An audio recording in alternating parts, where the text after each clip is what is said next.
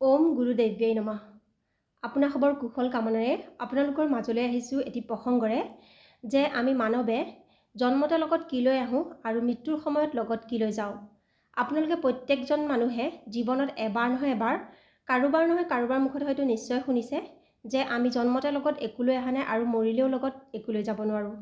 কিন্তু ভালকৈ ভাবি চালে এয়া আপুনিও উপলব্ধি কৰিব যে আমি জন্মতে লগত আমাৰ ভাগ্যখন লৈ আহিছোঁ আৰু মৃত্যুৰ সময়ত আমি লগত আমাৰ কৰ্মখিনি লৈ যাম। ভাগ্য বুলি কওঁতে আমি আগৰ জন্মত যিখিনি কৰ্ম কৰিছিলোঁ সেই কৰ্মই যিখিনি পাবলগীয়া মানে যিটো প্ৰাৰব্ধ আমাৰ নিৰ্মাণ হৈছিলে সেই প্ৰাৰব্ধই আজিৰ ভাগ্যখন নিৰ্মাণ কৰিছে। যি ভাগ্যৰ বলত নিৰ্ধাৰিত হয় যে আমি এখন কেনেকুৱা ঘৰত জন্ম হ'ম, ধনী হ'ম, দুখীয়া হ'ম বা কেনেকুৱা এটা আমাৰ শৈশৱ অৱস্থা হ'ব, কেনেকুৱা আমাৰ শিক্ষা ব্যৱস্থা হ'ব, কিমানখিনি সা সুবিধা পাম, কেনেকুৱা এটা সামাজিক পৰিৱেশ পাম, কিমান মান সন্মান প্ৰতিষ্ঠা পাম, কেনেকুৱা ধৰণৰ বৃত্তি পাম, এই আটাইখিনি আপোনাৰ নিৰ্ভৰ কৰে আপুনি আগৰ জন্মত কৰা কৰ্মৰ ফলত যি প্ৰাৰব্ধ নিৰ্মাণ হৈছিলে সেই প্ৰাৰব্ধইদি আজিৰ এই ভাগ্যখন আৰু এই ভাগ্যৰ বলত আজি জীৱনত আপোনাৰ যিখিনি হৈ আছে, পাই আছে, উপভোগ কৰি আছে বা ভুগি আছে, যিখিনি হৈছে সেইখিনি আজি হৈ আছে। আৰু আমি মৃত্যুৰ সময়ত লগত লৈ যাম আজি যিখিনি আমি কৰ্ম কৰি আছোঁ সেই কৰ্মখিনি। কৰ্ম বুলি কওঁতে আকৌ এনেকুৱা নহয় যে আপুনি শিক্ষক, মই চিকিৎসক বা কোনোবা এজন নাপিত, কোনোবা দৰ্জী, সেয়াই কৰ্ম। সেইখিনি আচলতে সেয়া কৰ্ম নহয়। আমি পেটৰ কাৰণে বা পৰিয়ালটো ভৰণ পোষণৰ কাৰণে যি কৰোঁ সেয়া হৈছে বৃত্তি।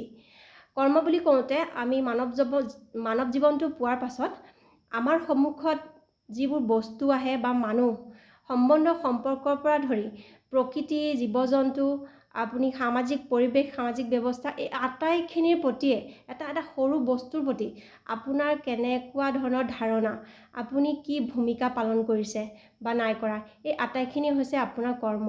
ইয়াত আপোনাৰ সৎকৰ্মও থাকে, অসৎকৰ্মও থাকে।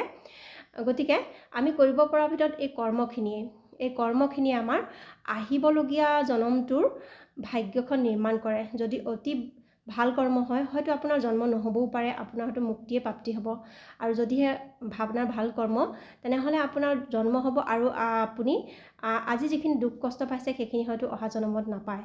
গতিকে আমি কৰিব পৰাৰ ভিতৰত আমাৰ কৰ্মখিনি আছে।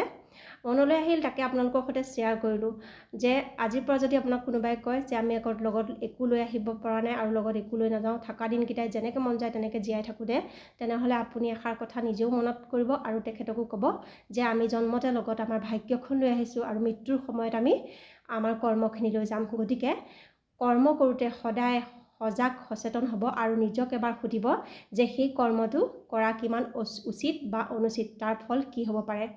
গতিকে আজি ভিডিঅ'টোত ইমানেই আছিলে বন্ধুসকল। যদিহে ভাল লাগিলে প্ৰসংগটো তেনেহ'লে লাইক কৰিব, শ্বেয়াৰ কৰিব। যদি চেনেলটোত প্ৰথমবাৰৰ বাবে আহিছে তেনেহ'লে অনুৰোধ কৰিছোঁ চেনেলটো ছাবস্ক্ৰাইব কৰি ল'ব যাতে আহিবলগীয়া ভিডিঅ'সমূহত আপোনাৰ মোৰ দেখা দেখি পুনৰবাৰ হয়। সদায় নিজৰ যত্ন ল'ব। পৰমাত্মাই সকলোৰে কুশল কৰক, সকলোৰে মংগল কৰক। অনুমতি দিব আজিলৈ আহিছোঁ। সৰ্বম শিৱম।